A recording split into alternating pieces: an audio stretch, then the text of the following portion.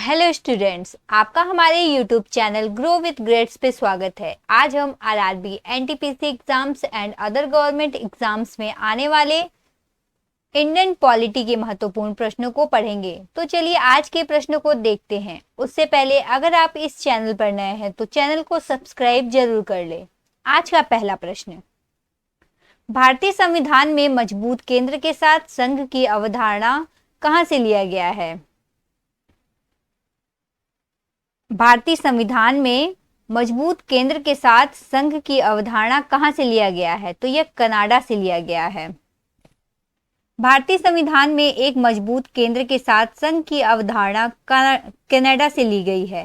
केंद्र में निहित अवशिष्ट शक्तियां केंद्र राज्यों में राज्यपालों की नियुक्ति करती है।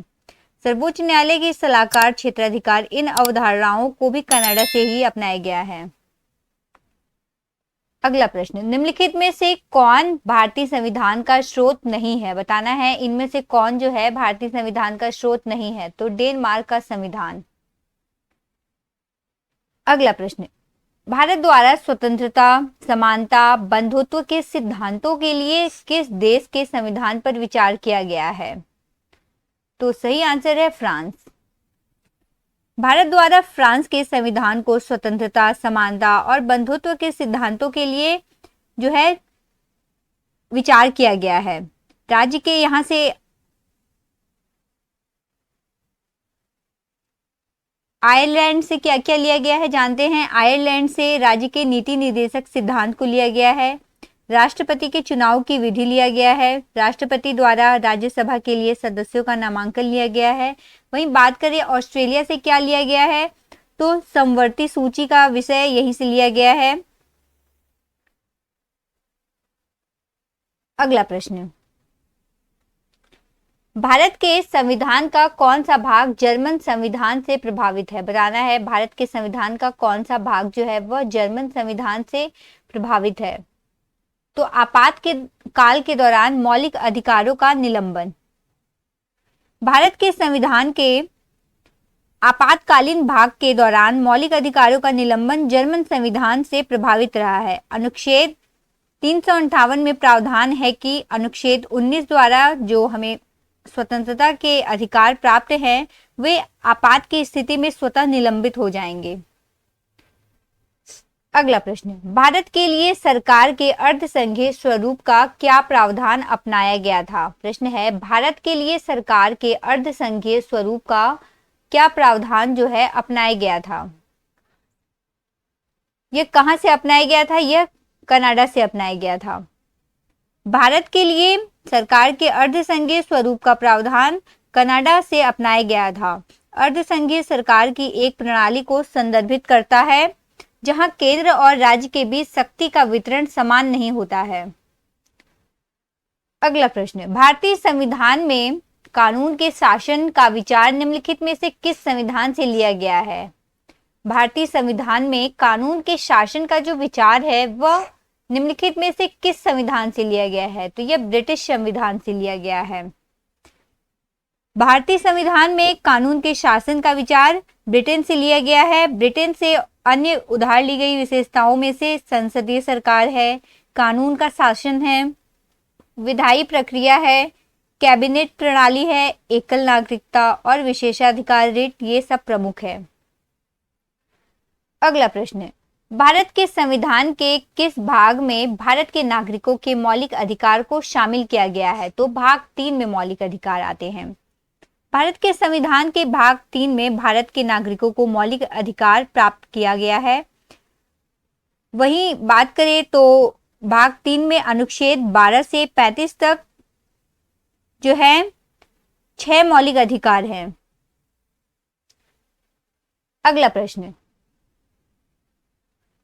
भारत के राष्ट्रपति जो है किस अनुच्छेद के तहत मृत्युदंड के दोषी किसी व्यक्ति की सजा के निलंबन, छूट, राहत या सजा में उन्हें छूट दे सकते हैं?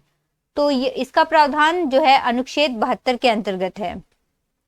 अनुच्छेद 72 राष्ट्रपति को क्षमा, पुनरुत्थान, राहत या सजा की छूट देने या सजा को निलंबित करने की शक्ति प्रदान करते हैं। अनुच्छेद 65 की बात करें तो उपराष्ट्रपति से संबंधित है यह। अनुच्छेद 123 की बात करें तो अनुच्छेद 123 में अध्यादेश बनाने की शक्ति है राष्ट्रपति को। अनुच्छेद 50 की बात करें तो इसमें राज्य की सार्वजनिक सेवाओं में न्यायपालिका को कार्यपालिका से अलग करने के लिए प्रावधान है। अगला प्रश्न, भारत के संविधान का कौन सा अनुच्छेद संसद को संविधान में संशोधन करने की शक्ति प्रदान करता है? प्रश्न है, भारत के संविधान का कौन सा अनुच्छेद है यह संसद को संविधान में संशोधन करने की शक्ति प्रदान करता है? तो अनुच्छेद 368। भारत के संविधान का अनुच्छेद 368 संसद को संविधान में संशोधन करने की शक्ति देता है। अगला प्रश्न, भारत के संविधान का कौन सा अनुच्छेद जो है राज्यपाल की नियुक्ति से संबंधित है? तो अनुच्छेद 155 राज्यपाल की नियुक्ति से संबंधित है। अनुच्छेद 149 में जो है प्रांत में संघीय कार्यकारी अधिकार के प्रयोग के बारे में बताता है।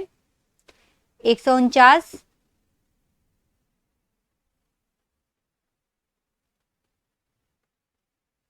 अनुच्छेद 148 भारत के नियंत्रक और महालेखा परीक्षक जो है इसके बारे में है।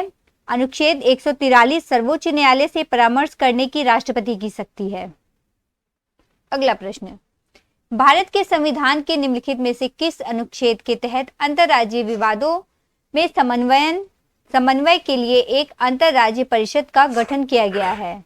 तो अनुच्छेद 263। भारत के संविधान के अनुच्छेद 263 के तहत अंतर्राज्यीय विवादों में जो है समन्वय के लिए एक अंतर्राज्यीय परिषद का गठन किया गया है।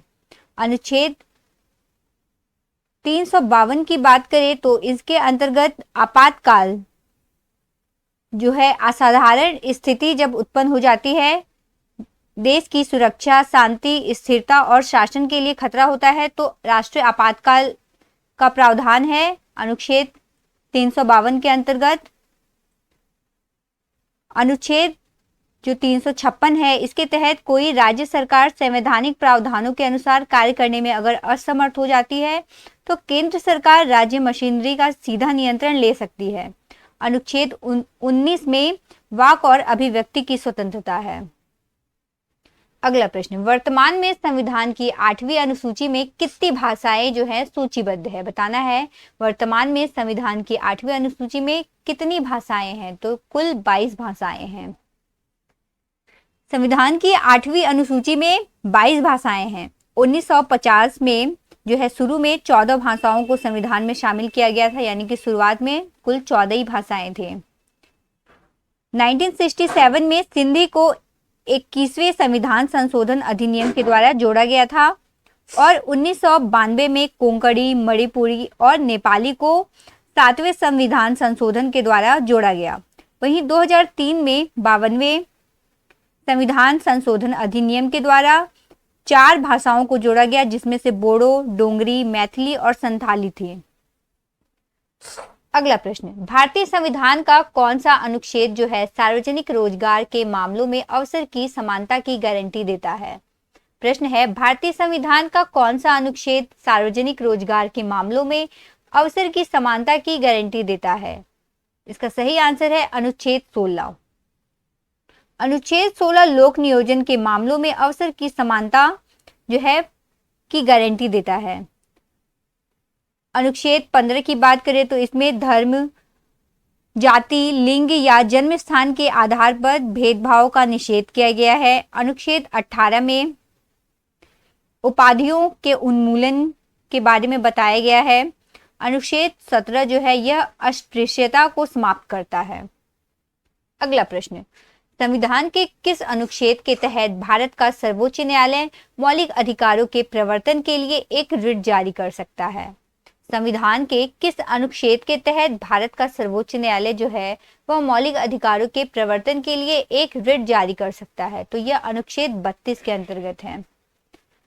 संविधान के अनुच्छेद 32 के तहत भारत का सर्वोच्च न्यायालय मौलिक अधिकारों के प्रवर्तन के लिए एक रिट जारी कर सकता है। अगला प्रश्न, अक्टूबर 2020 तक जो है भारत के संविधान के में कितने भाग थे? प्रश्न है, अक्टूबर 2020 तक भारत के संविधान में कितने भाग शामिल थे बताना है। तो इसका सही आंसर है 25। अगला प्रश्न, भारतीय संविधान की 8वीं अनुसूची में कितनी भाषाओं को सूचीबद्ध किया गया है बताना है। भारतीय संविधान की 8वीं अनुसूची में कितनी भाषाएं हैं? तो कुल 22 भाषाएं हैं। अगला प्रश्न, भारतीय संविधान के किस अनुच्छेद के तहत हिंदी को संघ की आधिकारिक भाषा घोषित किया गया था? भारतीय संविधान के किस अनुच्छेद के तहत हिंदी को संघ की आधिकारिक भाषा घोषित किया गया था? तो अनुच्छेद 343 के तहत। भारतीय संविधान के अनुच्छेद 343 के तहत हिंदी को संघ की आधिकारिक भाषा घोषित किया गया। अनुच्छेद 333 की बात करें तो इसमें एंग्लो इंडियन का प्रावधान था जो अब खत्म हो गया है।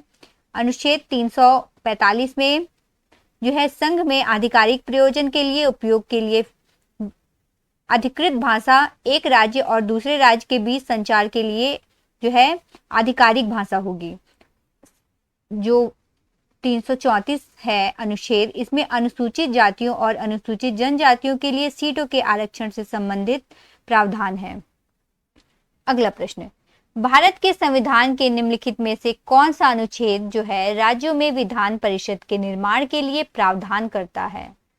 भारत के संविधान में जो है निम्नलिखित में से कौन सा अनुच्छेद राज्यों में विधान परिषदों के निर्माण के लिए प्रावधान करता है? तो इसका सही आंसर है अनुच्छेद 169। भारत के संविधान का अनुच्छेद 169 राज्यों में विधान परिषदों के निर्माण का प्रावधान करता है। अनुच्छेद 195 जो है विधानसभा और विधान परिषद के सदस्यों के वेतन और भत्ते से संबंधित है। अनुच्छेद 151 लेखा परीक्षा रिपोर्ट से है। अनुच्छेद 216 जो है यह उच्च न्यायालयों का अभिलेख न्यायालय होना। अगला प्रश्न, भारतीय संविधान के निम्नलिखित में से कौन सा अनुच्छेद जो है धन विधेयक मनी बिल को परिभाषित करता है? बताना है कि कौन सा अनुच्छेद मनी बिल से संबंधित है। तो अनुच्छेद 110। भारतीय संविधान का अनुच्छेद 110 जो है यह धन विधेयक को परिभाषित करता है। वहीं 115 अनुच्छेद की बात करें तो इसके तहत अनुदान की मांग प्रदान की गई है। 115 में अनुदान की मांग है और 113 में कहा गया है कि भारत की संचित निधि से व्यय का अनुमान लगाया जाएगा। अगला प्रश्न, भारत के संविधान के किन अनुच्छेदों में समानता के अधिकार का उल्लेख है? बताना है भारत के संविधान के किन अनुच्छेदों में समानता के अधिकारों का उल्लेख है। तो सही आंसर है अनुच्छेद 14 से 18 तक में। अनुच्छेद 14 से 18 तक में समानता के अधिकार का उल्लेख किया गया है। अनुच्छेद 25 से 28 में धर्म की स्वतंत्रता का अधिकार है। अनुच्छेद 19 से 22 के अंतर्गत स्वतंत्रता का अधिकार प्रदान किया गया है। अनुच्छेद 23 और 24 में शोषण के खिलाफ अधिकार है। अगला प्रश्न, भारत के संविधान के किस अनुच्छेद के अनुसार प्राकृतिक पर्यावरण की रक्षा करना प्रत्येक नागरिक का मौलिक कर्तव्य है? बताना है कि किस अनुच्छेद के अंतर्गत प्राकृतिक पर्यावरण की रक्षा करना प्रत्येक नागरिक का मौलिक कर्तव्य है। तो यह अनुच्छेद 51A के अंतर्गत है। अनुच्छेद 51A प्राकृतिक पर्यावरण की रक्षा करना जो है प्रत्येक नागरिक का मौलिक कर्तव्य है। वही अनुच्छेद 52 में राष्ट्रपति का प्रावधान किया गया है, वह भारतीय राज्य का मुखिया होता है। अनुच्छेद 55 में संविधान जो है राष्ट्रपति के चुनाव का उसमें तरीका बताया गया है। अनुच्छेद 48A पर्यावरण के संरक्षण और सुधार और वनों और वन्य जीवों की सुरक्षा के लिए निर्देश इसमें दिया गया है। अगला प्रश्न, भारतीय संविधान में अनुच्छेद 35A को किस वर्ष जोड़ा गया था? बताना है कि संविधान में अनुच्छेद 35A को किस वर्ष जोड़ा गया? तो 1954 में जोड़ा गया। अगला प्रश्न, निम्नलिखित में से कौन सी भाषा भारत की अनुसूचित भाषा का दर्जा प्राप्त नहीं है? तो गढ़वाली को अनुसूचित भाषा का दर्जा प्राप्त नहीं है। संविधान की 8वीं अनुसूची में कुल 22 भाषाएं शामिल हैं। अगला प्रश्न, भारतीय संविधान की कौन सी अनुसूची संघ और राज्यों के बीच शक्तियों के विभाजन का प्रावधान करती है?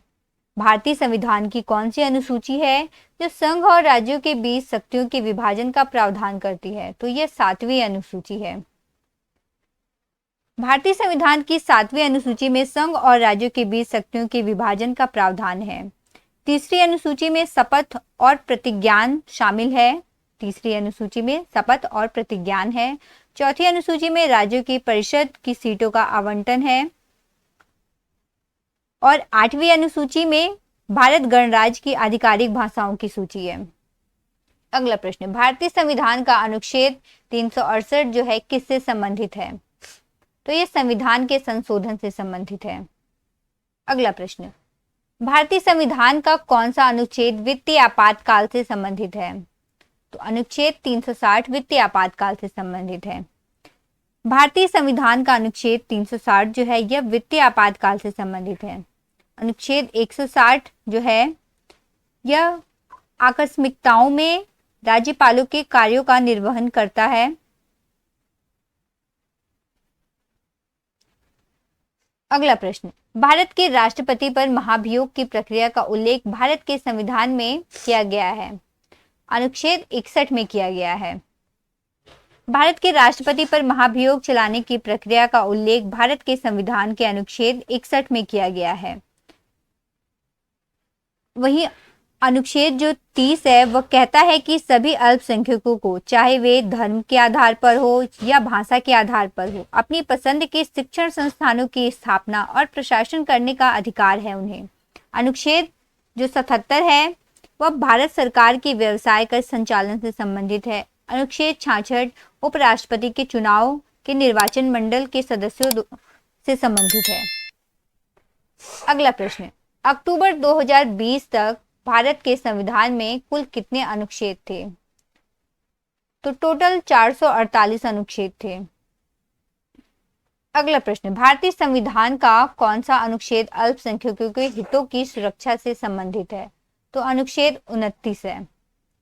भारतीय संविधान का अनुच्छेद 29 जो है वह अल्पसंख्यकों के हितों के संरक्षण से संबंधित है।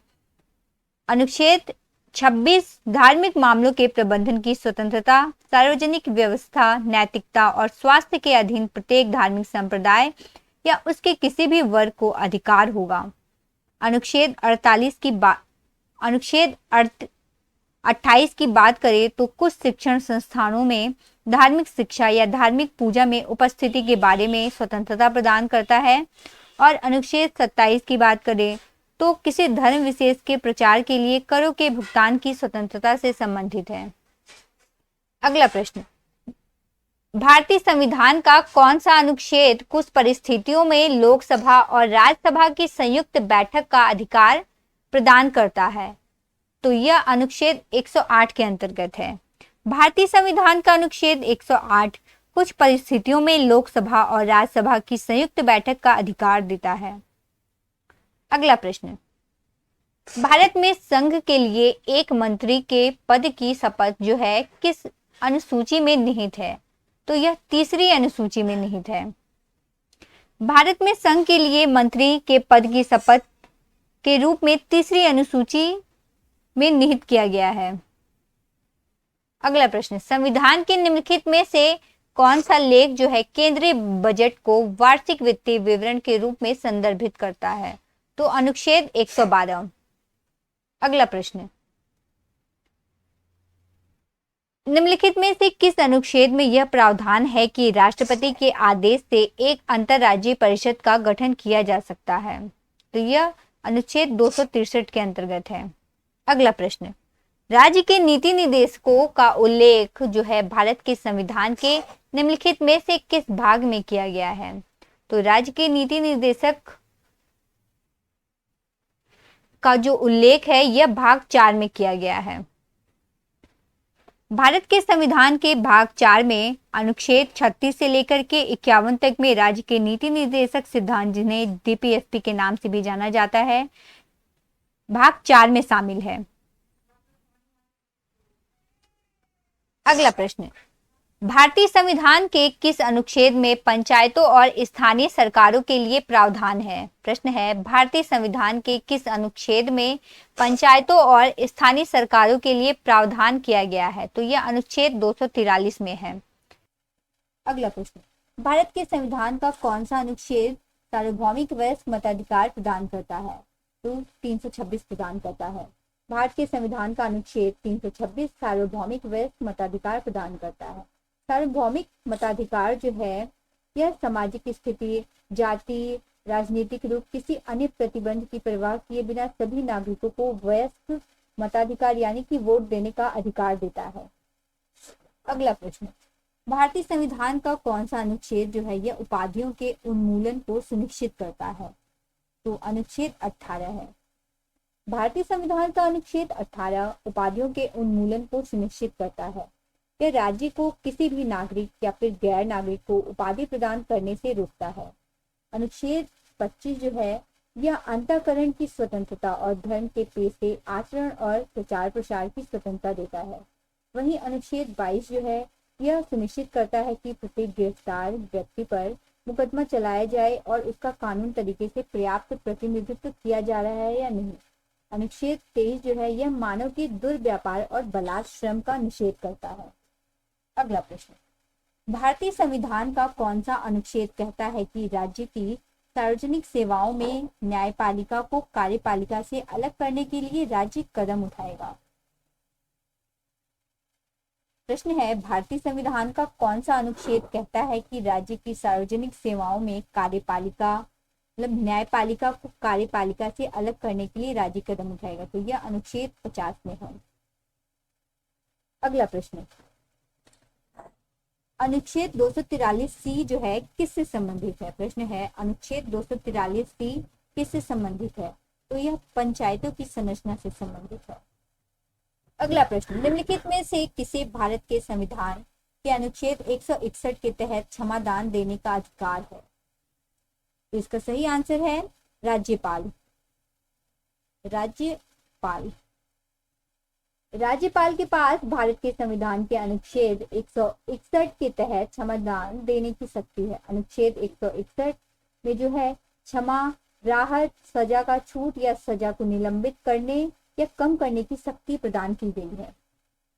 अगला प्रश्न, भारत के संविधान के भाग 4 में अनुच्छेद 43B किससे संबंधित है? तो यह सहकारी समितियों से संबंधित है। अगला प्रश्न, भारत के संविधान के निम्नलिखित में से कौन सा अनुच्छेद बताता है कि राज्य ग्राम पंचायतों को व्यवस्थित करने के लिए कदम उठाएगा? प्रश्न है भारत के संविधान के निम्नलिखित में से कौन सा अनुच्छेद यह बताता है कि राज्य जो है ग्राम पंचायतों को व्यवस्थित करने के लिए कदम उठाएगा? तो यह अनुच्छेद 40 में बताया गया है। भारत के संविधान के अनुच्छेद 40 में कहा गया है कि राज्य ग्राम पंचायतों को संगठित करने के लिए कदम उठाएगा। अनुच्छेद 41 जो है यह कुछ मामलों में शिक्षा और सार्वजनिक सहायता का अधिकार देता है। अनुच्छेद 42 जो है यह नागरिक और राजनीतिक अधिकारों और स्वतंत्रता के संरक्षण से संबंधित है। अनुच्छेद 43 जो है यह श्रमिकों के लिए निर्वाह मजदूरी की व्यवस्था करता है। अगला प्रश्न, केंद्र सरकार भारत के संविधान के अनुसार वार्षिक वित्तीय विवरण रिपोर्ट जो है प्रस्तुत करने के लिए बाध्य है। यह किस अनुच्छेद के तहत? यह अनुच्छेद 112 के तहत।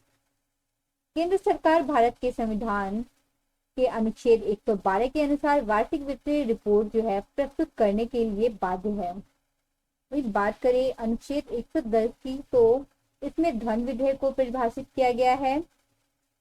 113 में कहा गया है कि भारत की संचित निधि से व्यय का अनुमान लगाया जाए। अनुच्छेद 111 में कहा गया है कि राष्ट्रपति जो है संसद के दोनों सदनों द्वारा पारित किसी विधेयक पर अपनी सहमति दे सकते हैं या फिर नहीं भी दे सकते हैं। अगला प्रश्न, भारत के संविधान के निम्नलिखित में से कौन सा अनुच्छेद शोषण के खिलाफ अधिकार प्रदान करता है? तो यह अनुच्छेद 23 है। भारतीय संविधान का अनुच्छेद 23 जो है शोषण के विरुद्ध अधिकार प्रदान करता है। अनुच्छेद 21 जो है यह जीवन और व्यक्तिगत स्वतंत्रता का संरक्षण प्रदान करता है। अनुच्छेद 14 जो है यह कानून के समक्ष समानता और कानूनों के समान संरक्षण से संबंधित है। अनुच्छेद 19 यह भाषण और अभिव्यक्ति की स्वतंत्रता से संबंधित है। अगला प्रश्न, भारतीय संविधान का कौन सा अनुच्छेद मतलब अनुच्छेद 76 जो है निम्नलिखित में से किससे संबंधित है? प्रश्न है भारतीय संविधान का अनुच्छेद 76 ये किससे संबंधित है? यह अटॉर्नी जनरल की नियुक्ति से संबंधित है। अगला प्रश्न, भारत को एक धर्मनिरपेक्ष राज्य के रूप में वर्णित करता है तो संविधान की प्रस्तावना वर्णित करता है। अगला प्रश्न, भारत के संविधान के निम्नलिखित में से कौन सा अनुच्छेद संसद के दोनों सदनों की संयुक्त बैठक के लिए प्रावधान करता है? तो अनुच्छेद 108 करता है। भारत के संविधान का अनुच्छेद 108 संसद के दोनों सदनों की संयुक्त बैठक का प्रावधान करता है। अगला प्रश्न, भारत के संविधान के कौन से दो अनुच्छेद न्यायिक समीक्षा की शक्ति को सबसे स्पष्ट रूप से व्यक्त करते हैं? तो यह अनुच्छेद 32 और अनुच्छेद 226 है। भारत के संविधान का अनुच्छेद 32 और अनुच्छेद 226 जो है सबसे स्पष्ट रूप से न्यायिक समीक्षा की शक्ति की व्याख्या करता है। न्यायिक समीक्षा की अवधारणा संयुक्त राज्य अमेरिका के संविधान से लिया गया है। अगला प्रश्न, भारतीय संविधान की किस अनुसूची में राज्यों और केंद्र शासित प्रदेशों और उनके क्षेत्रों की सूची है? तो यह 1 में है। पहली अनुसूची राज्यों के नाम और उनके क्षेत्रीय अधिकार क्षेत्र केंद्र शासित प्रदेशों के नाम और उनकी सीमा से जुड़ा हुआ है। अगला प्रश्न, निम्नलिखित में से किस लेख में समानता की अवधारणा निहित है? बताना है किस लेख में समानता की अवधारणा निहित है? तो अनुच्छेद 14 में निहित है। भारतीय कानून के अनुच्छेद 14 के तहत दिया गया समानता का अधिकार है। तो ये थे इंडियन पॉलिटी से रिलेटेड अति महत्वपूर्ण बहुविकल्पी प्रश्न। अगर आपको वीडियो अच्छी लगी हो तो वीडियो को लाइक करें एंड चैनल को सब्सक्राइब कर लें ताकि आने वाली वीडियोस आपसे मिस ना हो, और इस वीडियो को अपने फ्रेंड्स के साथ शेयर करना ना भूलें। Thanks for watching.